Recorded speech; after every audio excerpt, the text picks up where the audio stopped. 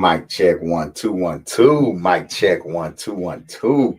We are live. Yo, it's time for a quick morning bill with Baba Amin. You know what I'm saying? Let me do what I got to do. Let some folks know that we in here.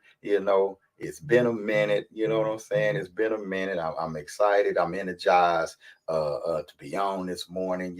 Energized to be on. Yo, if you jump on and you waiting for me to get started, it's all good. All I need you to do is holler at me in the comments. Say what's up. I want to speak to you. You know what I'm saying? I want to hear you. You have a voice. You know what I'm saying? And if you have a black-owned business, put it in the chat. You know what I'm saying? Put it in the chat. Just give me a second here to do what I got to do. You know what I'm saying? Let me do what I got to do and send this message out because I want people to hear it. I want people to hear it. I want people to engage. You know what I'm saying? That's what I want. I want people to think. I want people to disagree. I want people to argue about it. I want people to think. You know what I'm saying? And hopefully my prayer is this morning that I can earn that I can get up and talk about a little something that's going to have you talking about a little something for the rest of the day. You know what I'm saying? And so make sure you like it and share it. Let's get this word out. Let's spread the word. There's not a whole lot of people out here that are boldly telling the truth, a truth that affirms us, a truth that empowers us, a truth that builds us up. There's not a lot of people out here that are building institutions for us. Now, we out here, though. Don't get me wrong. We definitely out here. You know what I'm saying? But those that are out here putting in that work, let's support them. Let's support their businesses. Let's support their initiatives. Let's let our voices be heard, our presence be felt. You know what I'm saying? Let's say it. Let's make statements with our minds. Let's make statements with our mouths. Let's make statements with our dollars. You know what I'm saying? So let's get out here. Let's do our thing. I know a lot of y'all on the grind this morning. You know what I'm saying? I pray you having a magnificent day out there on the grind. I pray that you have a magnificent and powerful day out there getting it in, chasing your dreams, chasing your goals, achieving your dreams, achieving your goals, building something powerful for yourself, something powerful for your family, something powerful for your children. You know what I'm saying? And speaking of building something powerful for your children, before I get into my topic today, I got to pay some bills. What's up, Ebony Noir? How you doing? Proud and powerful Uhuru Academy parent right there, Ebony Noir. Man, tell you something. Our children are geniuses. They come from geniuses too, and that's one of them right there. You know what I'm saying? So what's happening, sister? I got to pay the bills right quick. Man, and let y'all know what we got going on here at the Uhuru Academy. What's up? Greetings, esteemed Black homeschooling parents. Baba Amin here, and I'm here to let you know that it's time to take charge of our children's education like never before. Yes, it is. And I have exciting news for you. The Uhuru Academy online K-12 private school and homeschool partnership is here to change the game. And we're enrolling. That's right. Listen up. Our curriculum is proudly African-centered, empowering young minds with knowledge that celebrates our rich heritage, our roots, and our greatness. Yes, you heard that right. We have students from all corners of the world, and our vision is to create a generation of leaders who are visionary, confident, and empowered. Yes. Black homeschooling parents, let's unite and give our children the gift of an education that fuels their pride, elevates their potential, and ignites their passion for greatness. Visit us at uhuruacademy.com to secure your child's position at the Uhuru Academy, the premier partner in empowering our leaders of tomorrow. That's right. Peace. Hey, no joke. We are enrolling right now. UA Online, I believe, is the greatest live online education experience for Black children in the world today. All right. Our model, our approach that we've crafted over the years. I was looking at some online classes that I did back in 2016. You know what I'm saying? I'm looking at how much we've evolved from then. You know what I'm saying? It feels good to be a trendsetter. It feels good to be pioneers and visionaries and not worrying, you know what I'm saying? Looking to the future. You know what I'm saying? So when we began to offer our live online classes and developing that program, by the time COVID hit and everybody had to go online, we were already ready. You know what I'm saying? We were already ready. So shout out to our Uhuru Academy parents who have trusted us over the years. I mean, Ebony Noir is in the comments right now. I think Sovereign is in what? I think his second year with us, you know, doing a great job, you know, and so the proof is in the pudding, y'all. I ain't really got to sell you nothing. Education should sell itself. You know what I'm saying? So go check out Uhuru Academy online. Those of you who are ready to liberate your children from the public school system, there are no excuses. No matter where you are in the world, you can attend the Uhuru Academy. Shout out to our families in Accra, Ghana, doing their thing this year as well. You know what I'm saying? So that's what's up. We're going to get into our topic in a minute. You know what I'm saying? We're talking about be careful what you normalize, right? Be careful what you normalize. And I appreciate that comment right there, Ebony Noir. I got to put that up there. Best decision that she's made. Best decision that she's made, enrolling her son in the Uhuru Academy. You know what I'm saying? Peace, black man. Robert Rolo Knox. You know what I'm saying? Funky Town in the house. Hometown, home team. You know what I'm saying? Good to see you, brother. Good to see you. You know what I'm saying? So yeah, y'all, we are doing our thing. But before I get into it, I got to hit you with something else. You know, we got to pay the bills, baby. We got to pay the bills. And the cool thing about the Uhuru Academy, I haven't asked y'all for a donation yet. I'm offering y'all services. I haven't asked you for a donation yet. I'm offering you services, right? And what you're seeing right here, y'all, is our latest offering, the Uhuru Academy Global Black History course. All right, y'all, it's time. All right, it's time to learn our history. And for those who haven't studied in a while, it's time to refresh. We need to learn who we are, where we come from, and we need to understand our greatness. And the way that we teach history, the way that we teach our history, I know there's no audio on the video. I just want y'all to see the visual. The way we teach history at the Uhuru Academy is in an affirming way. Number one, we don't start our history with slavery. You know, our ancestors were never slaves. They were enslaved, right? And we take you all the way back to the beginning of humanity. Right? We take you back to the earliest civilizations, right? Kings and queens and accomplishments in science and math, right? That our ancestors made to give us ownership of this thing called the human experience. You know what I'm saying? It's, man, each class is action-packed. Each class is full of energy. This energy I'm embodying right now, that's the energy that we take you on when you're on this journey. In this class, I'm going to bring in some guest speakers as well. I'm going to bring in some guest speakers who are experts on certain aspects of our history to talk to you all. It's going to be pre-recorded and live. You'll be able to make the live sessions, but if you can't make the live sessions, you'll have the pre-recorded sessions. You're going to get free reading material. You're going to get access to the class into perpetuity, so you'll always have something to go back to if you're on that journey, right, to learning knowledge itself. This is the great jumping off point. And it don't matter what vantage point you're coming from or what philosophy or ideology that you're looking at. This is a great starting point. We've had Christians come through our class, Muslims come through our class, Black Hebrews come through our class, Moors come through our class. They didn't feel no contradiction. They just came in, looked at the evidence, and got a launching pad from which to do their thing. Because most importantly, what we want you to come away from the class with, an attitude of taking action. An attitude of taking action, because we need more people out here taking action. You know what I'm saying? And that's going to bring me into my topic. And say, finally, right? Y'all, we got to be careful what we normalize, right?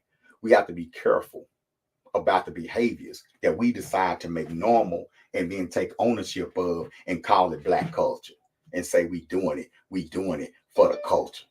We have to be careful about what we normalize because everybody's watching, right? And this world is built off of definitions. Whole conflicts are fought because of definitions. I mean, look at the conflict going on between Israel. Excuse me. Look at the conflict going on right now between Israel and Palestine and the Palestinians, right? When Israel is justifying its genocide, it justifies it by trying to control the definition of a Palestinian. You hear conservative Israelis and other Israelis jump on and say, y'all understand, they're a vicious people. Y'all understand, these Palestinians are uncivilized. Y'all understand, there are no innocent bystanders amongst the Palestinians. You see how hard they fight to dehumanize the people that they're killing. Because if you can convince the world that these people deserve to die, right, then you can get away with it. I mean, you can go back to World War II when the United States dropped an atomic bomb on Japan. Do y'all ever think about that? Like, do y'all ever think about the fact that only one country has ever dropped an atomic bomb on another country, and it was this one that dropped the atomic bomb on Japan to end World War II, and they came home and threw a parade, but they blew up men, women, and children, and they basically said we at war. So they basically redefined what war is. Like war is no longer has to be fought between soldiers. I can go and I can just blow up your mama, and all is fair. And it killed over 100,000 people in one swoop and came home and had a celebration. Be careful what you normalize. Be careful. And we should care. We should care whether or not genocide is being normalized because we're on the genocide list. Our ancestors got here as a part of a genocide, a mass displacement, a mass murder that we call the Atlantic slave trade, that we call slavery in America. That was a genocidal act. That was a war crime of epidemic proportions. But the United States was able to get away with it because they controlled the definition of who they were enslaving. They convinced the world that we were not people. Therefore, it didn't count that they enslaved us. They convinced the world that we were savages. They convinced the world that, yes, while slavery was brutal, but in servitude to them was the only way we would be useful to humanity. That outside of being enslaved and serving them, we served no purpose. The only legitimate wars you ever fought were the wars you fought on behalf of America. The only legitimate thing you ever built were the things you built on behalf of America. Even when we learn our history, especially in the public school system, you learn your history to celebrate Black people who served the empire. You learn in terms of Black people who served the American empire. That's who we celebrate, those who make it to the top in America, right? That reinforces the idea that there's nothing legitimate outside, nothing legitimate about you outside of your U.S. citizenship. There's nothing legitimate about you outside of your American experience. Be careful what you normalize. Many of us, when we think Black history, the first topic that comes to your mind is slavery. A lot of us, the first thing we say Black history, the first thing many of us think about is slavery. As if our history begins with slavery. With being a slave being a definitive experience of your ancestors. Is that healthy? Not only is it not healthy, it's not even true. Be careful what you normalize. Everything that was ever done to us in this country was justified by their definition of who we are. Why Jim Crow laws? Because they're savage, they're lazy. You got to make a Black man work. If you don't make an N-word work by law, he ain't going to get no job because he's lazy. So we have vagrancy laws. Y'all see how that works? Why so many Black women dying, giving birth, and what's going on with the health care with Black women? Well, Black women can take pain. Because they're almost like animals. So they can take pain more than anybody else. So we don't have to treat them with the same care and delicacy that we treat other people. You see how definitions can impact you? Why so many Black men locked up? You know what I'm saying? That's racism. That's racism. Yes, racism, but it's racism based on definitions, false definitions that have been created. The Black man is a natural criminal. He wants to be a criminal.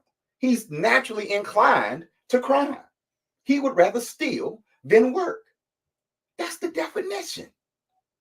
And so policies are written based on those definitions. You're treated a certain way based on those definitions. You're educated towards those definitions to the point where you start internalizing those definitions. Because most of the time when I hear about Black people having bad habits as a group, it comes from Black people. Niggas ain't shit. All Black women all got attitudes and they don't know how to keep no man. Black men is sorry. They ain't nothing like the Africans from the continent. These Black men out here is sorry. These Black men out here is lazy. We're parroting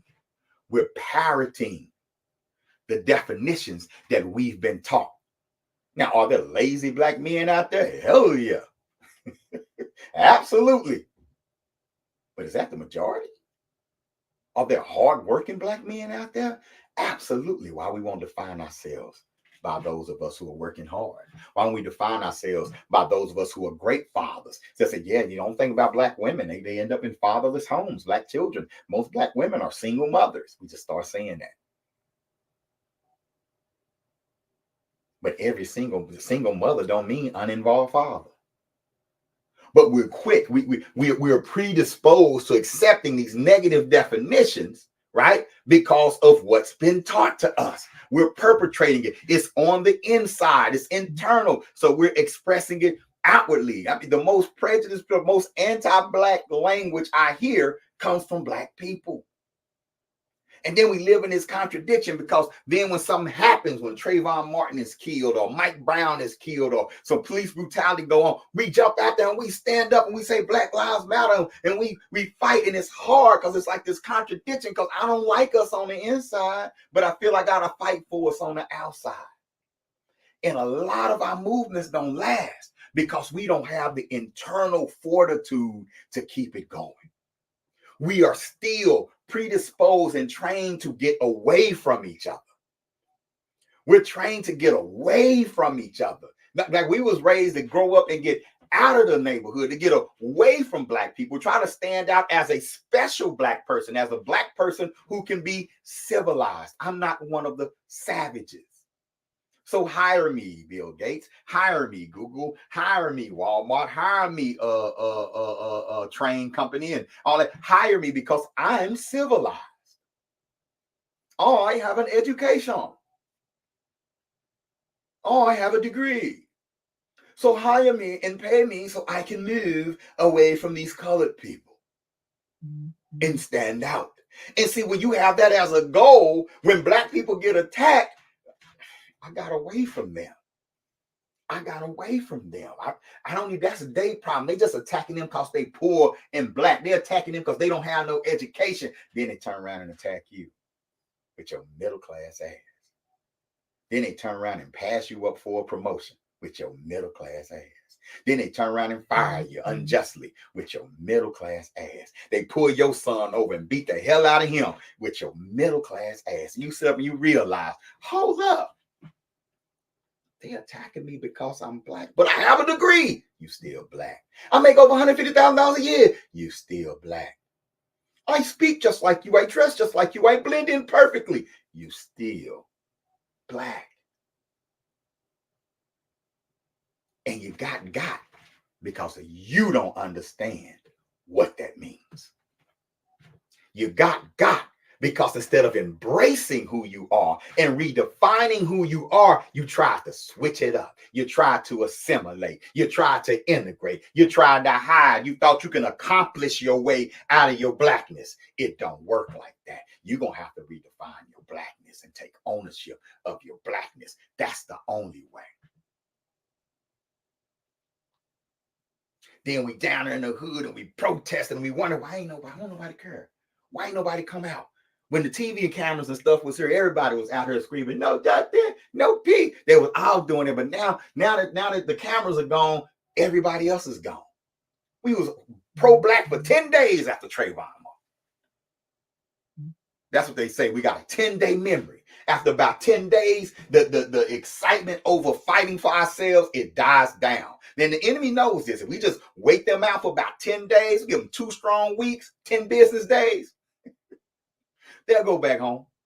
Just wait them out. They'll go back home without getting real change. Hell, they don't even know what to fight for. And if they learn what to fight for, they don't know how to fight for it because we haven't taught them. They still marching. They still copying Dr. King now. All they know to do is get out here and march. They know nothing about the negotiations behind closed doors.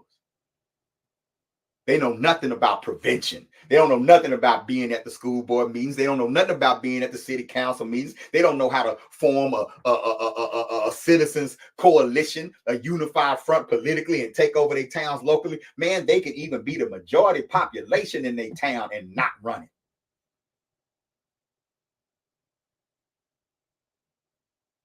And that's real. And it's like that. It's like that in a lot of places. Because we don't have it here. We don't have it here. We still wanting to be accepted. We still just happy to be at the table because we haven't embraced who we are. And when you don't embrace who you are, right, if you don't take control of your narrative, right, somebody else will. And in a capitalist society, it's going to be somebody who can make money off of it. And if I can make money off of you while eliminating you as competition at the same time, ooh, they figured out a way to make billions off of Black culture without allowing Black people to own said culture. They figured out ways to make billions off of Black people while preventing Black people from making those same billions, those same trillions, or building those same generational institutions. Oh, genius. They've learned how to take your genius and turn it into their fortune. Because they taught you that freedom is acceptance. So whatever they normalize, whatever they help you normalize, they're normalizing behaviors in your community because it makes them money and keeps you from becoming competition.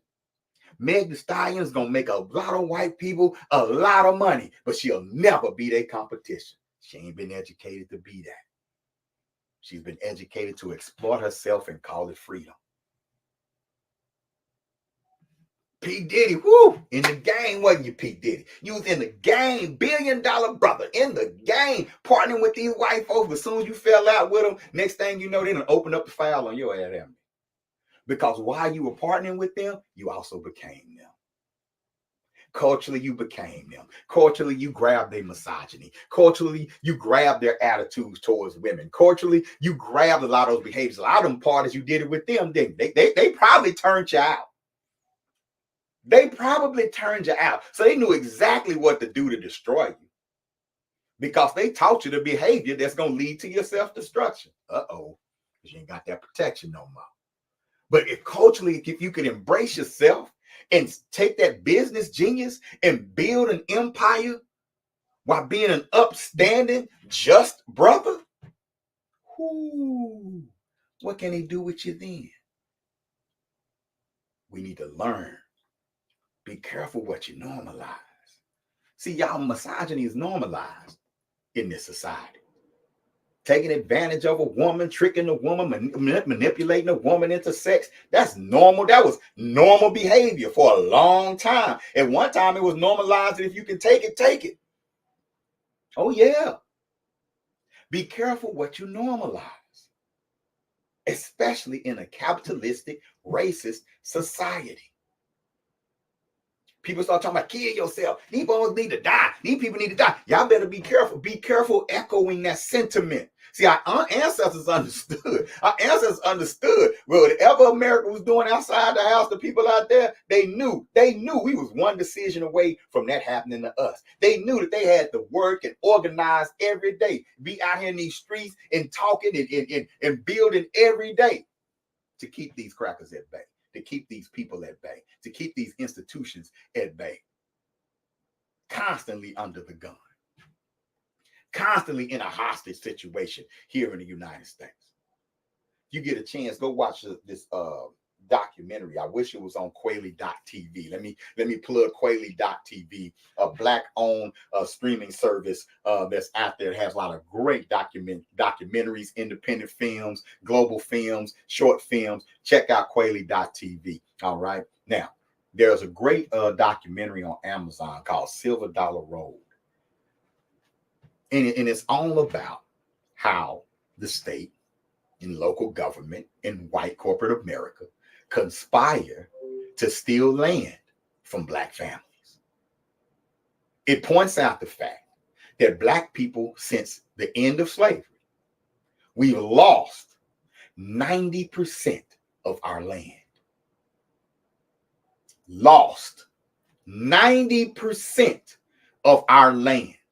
By 1910, Black people in America owned almost 20 million acres of farmable land. In 2024, I believe we own less than 2 million acres of farmable land. We've lost. But because we don't understand the value in land, we don't see that. We think that being able to use a white water fountain is more valuable than having 100 acres of land. We believe living in a city, in a tenement house, being able to ride the subway and go to the club has more value than owning 50 acres of prime real estate in Georgia. Be careful what you normalize. A lot of times, y'all, Black people have had to normalize our behavior based on survival. See, we had to normalize leaving the land because we were being terrorized off of the land. We were being beaten and killed and murdered on the land. Our land was being taken from us. So we had to say, yo, we going to the big city. And we had to make it feel like we was really about to do something because we were really being pushed. We didn't really go to the big city. We were pushed to the cities. We were refugees in the cities. No, that's what happened. There's another great documentary. It's on Quayle.tv called Banished. And Banished talks about the several incidents where whites in a town systemically and physically ran Blacks out of town. There are towns in this country that became all white as a result of a genocide and an ethnic cleansing. What happened in Gaza, that's happened in the United States several times after slavery. Be careful what you normalize, because genocide begins with a definition. Mostly every time Black people were ran out of those towns, it began with a false accusation of rape, a false accusation of sexual assault. That's why when I see all the brothers getting caught up now, they get sexual assault accused of sexual assault, accused of sexual, and I'm not talking about guilt or innocence, but when I see it, I say, ooh, all it takes is an accusation. And we have lost so much behind those accusations. Ooh, we've lost so much. And it's still easy for us to believe that a Black man committed sexual assault because the prevailing definition is still he's undisciplined and only interested in sex. Be careful what you normalize. It's not normal to walk around naked. I mean, it is in certain societies, but they have a different moral compass than where we live. They have different definitions of what nudity is than where we live. And see, when you're miseducated, you'll normalize fighting for things that ain't even freedom. Sister, that's just because you can walk half naked outside, that don't make it, that's not freedom. That's not what freedom is. Like we fighting to end economic oppression. We're fighting for food, fighting against food insecurity, right? But if you're miseducated, right, you think that you're contributing to the fight just because you're gonna dress how you want to dress and sleep with whoever you want to sleep with. That's not power. But I can understand how it could be power, because for so long, especially in this country, but in Africa as well, the Black woman's body has been under other people's control. So when you finally get control of your body, it's a natural response to say, well, let me do something that ain't boring with it. Let me flex the control I have over my body. Let me flex that. But modesty is control too. Forcing people to focus on your mind, your innovations, and what you create, that's control too. We have to be careful what we normalize. We have to be careful that we're not making it unsafe for Black women in the future. You know, one of the things that soldiers like to do when they come in is rape. Imagine what would happen if a Black community was occupied. Imagine what would happen if a Black community was occupied by a military force.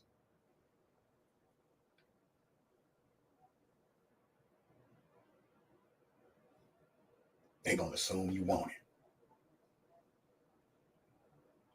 They're not going to cry. They're not going to hesitate. Because what you may be calling empowerment when it comes to showing your body, I call it desensitization to your body. We're going to become desensitized to it. Desensitized to its well-being, desensitized to its development, desensitized to its purity. We're going to become desensitized, even more desensitized to what happens to you. Be careful what you normalize. Brothers, bragging about thugging and bragging about, the silliest shit. Be careful what you normalize. We already feel it because when you get in court, they look at you like the trash that you pretend to be. They look at you like that. They look at you like someone who doesn't want to be a part of society. They look at you like somebody who wants to kill somebody else, especially kill somebody black. You get looked at like that. And what we try to do, we try to switch it up and put the tie on and say, that's not really me. Ask Young Thug. He in there right now trying to say, that's not really me. That's just entertainment. That's not really me. But go find a record. Go find one of his songs where he say, this is not really me. I'm just entertaining y'all. Is there a warning label? Maybe the rapper should put a warning label on there and say, this is warning. This is just entertainment. The artists that are depicting characters that they made up in their head. Now we don't get that. You want that authenticity, don't you? What you say is, I'm a real one. That's what you say. Be careful what you normalize. Be careful what you normalize, because what you're normalizing is self-destructive. How do I know it's self-destructive? You ain't building nothing. You ain't building nothing. I go through the hood. I don't see nothing that the homies that's making money is building. I don't hardly see nothing. I'm not impressed. When I was in Fort Worth, I built more for the people with no budget.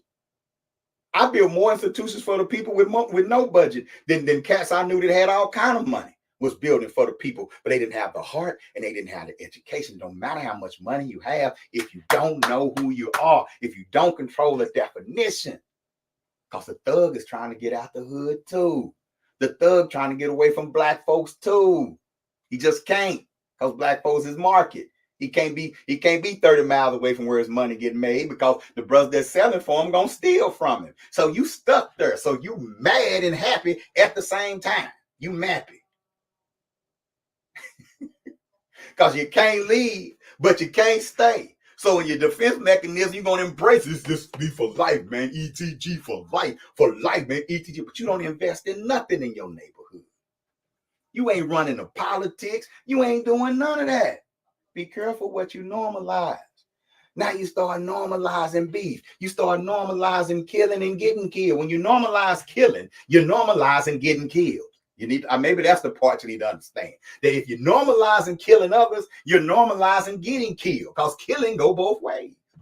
Be careful what you normalize. Be careful. Before you know it, somebody will be standing up in front of the world stage saying that group of people, black people in America, should be ethnically cleansed because they are a curse upon humanity.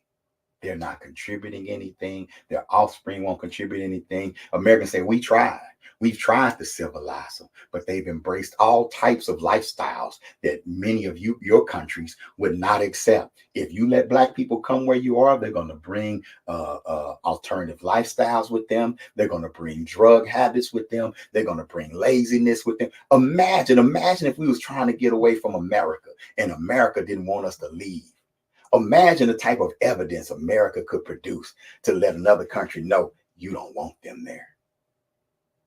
So y'all better get out here and help me spread the word and help others spread the word about who we are.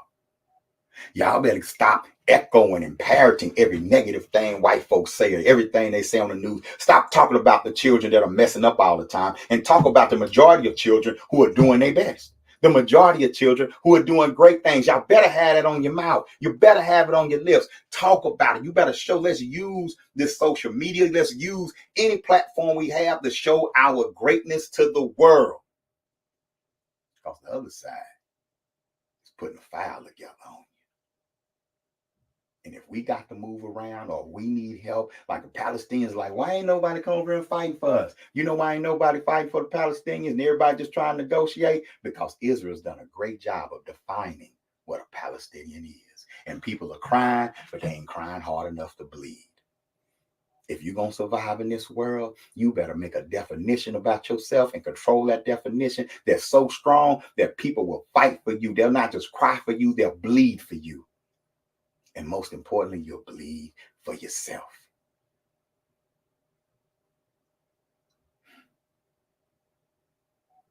Proof is in the pudding. Hey, I hope y'all got something out of this morning. I know I did, but I got to go back to class. All right. I love you. I don't mind telling you. Visit uhuruacademy.com today. You can make a donation on the website, or you can cash app us at $Uhuru Academy. You can go to uhuruacademy.com. Look, we're fighting the narrative. We're fighting the narrative. That's what we're doing. We want to put it on everybody's mind, the greatness and the beauty that is African people, Black people. Join me. Yo, this has been the Morning Bill. I'm Baba Amin. Peace.